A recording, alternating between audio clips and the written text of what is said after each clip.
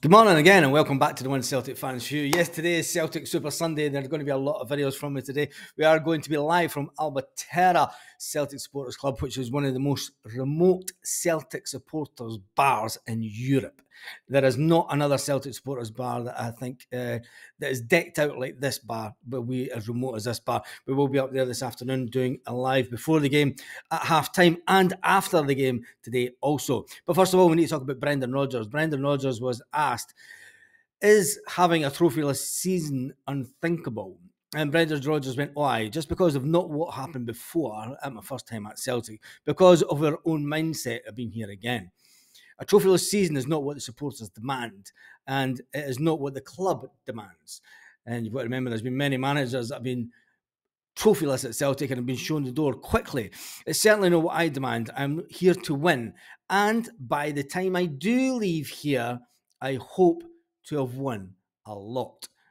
That to me says that Brendan Rodgers is not a one-season wonder. He will not walk this summer.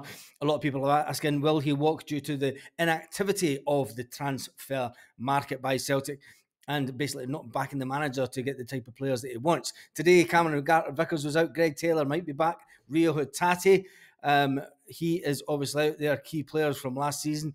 Be interesting to see if Greg Taylor walks back into the team today. But talking about Brendan Rodgers and his reputation of being able to develop players, it's been suggested that Brendan Rodgers could develop Adam Idah into a much far better player. There's only been two players, as we spoke on live this morning, there's only been two players, we reckon, that has improved drastically under Brendan Rodgers, and that's the one and only little guy for Ireland. Was not that little, but Scales has been one player that is absolutely transformed this year under Brendan Rodgers. And then Matt O'Reilly. You've got to take hats off to Matt O'Reilly, because if the one and only Ange Postecoglou had stuck around at Celtic, I don't think Matt O'Reilly would have been here this season. Just going back to what his comments were at the beginning of the season. Anyway, Idah, who turned 23 just recently, has scored twice and produced an assist for Celtic since his deadline day move from Norwich. The Republic of Ireland international player is on a short-term loan at Celtic. Will Celtic pay the £3 million at the end of the season for Adam Idah if he is going to be worth it? What do you think? Rodgers has a reputation of developing younger players, like he did when he was a youth coach at Chelsea, before he moved to Liverpool and worked with the likes of Steven Gerrard, Raheem Sterling, Luis Suarez at his time at Liverpool. And then Celtic took him up, and we had some fantastic players at his first time around at Celtic.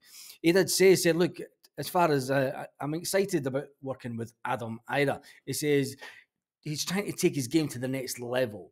He says, I've seen him play here in the Premier League with Norwich. He's a young player and he's got real potential. I think that's something that we could enhance at Celtic. And then they also went on to say, you saw that on Wednesday. Yeah, he scored the 2 penalties, and that excites me to work with him. People ask me all the time, does he have the talent to go to the highest level?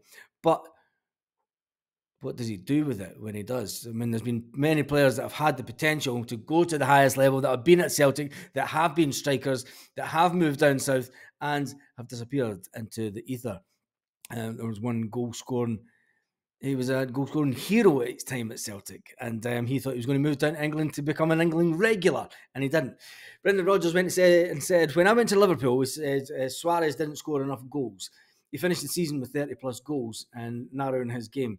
He hasn't spoken publicly about the work I did with him. Coming to Celtic the first time, I had good strikers like Mr. Dumbelli, Lee Griffiths. Whatever position is, it's all about the talent that they have as players. If they show to me what really cares and what they want to do, I can maximise a lot for them. Adam is a clever guy. He's had a couple of good chats with him before he came in. I needed to find out about his own hunger for the game, says Brendan Rodgers. But I know he has enough. I know about his background. I spoke to enough people about him. He's at the age, he is much ahead of him. Sometimes the pressure of a club like Celtic can bring out the best in you, but can he handle that pressure? Is it pressure that he wants in his life?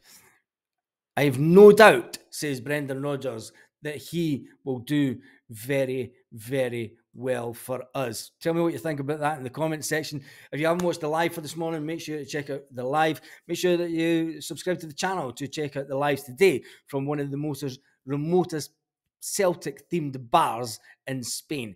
This bar is away up past olive groves and orange orchards in the hillsides into the dark depths of Spain, where I'll be joined by a handful of Celtic supporters that live in the local area. We will be going live before the game, at halftime, and after the game today. So on that note, have a fantastic day, Celtic fans all around the world.